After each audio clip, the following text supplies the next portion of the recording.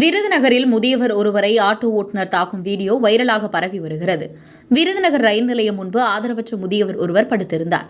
இந்நிலையில் அவரை அந்த இடத்தை விட்டு எழுந்து போக சொல்லி ஆட்டோ ஓட்டுநர் ராஜேந்திரன் என்பவர் கம்பால் பலமாக தாக்கியுள்ளார். முதியவர் மிகவும் சோர்வாக இருந்ததால் எழுந்து நடக்க முடியாமல் தடுமாறிய நிலையில் விடாமல் அவரை ஆட்டோ ஓட்டுநர் அடித்து எந்திரிடா என ஒருமையில் பேசி தாக்கியுள்ளார்.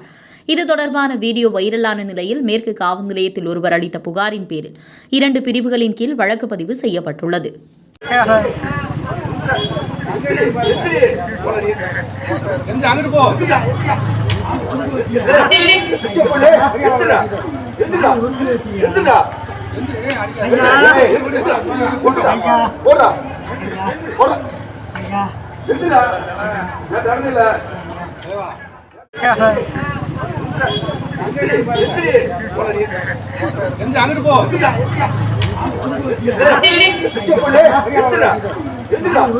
எந்திரா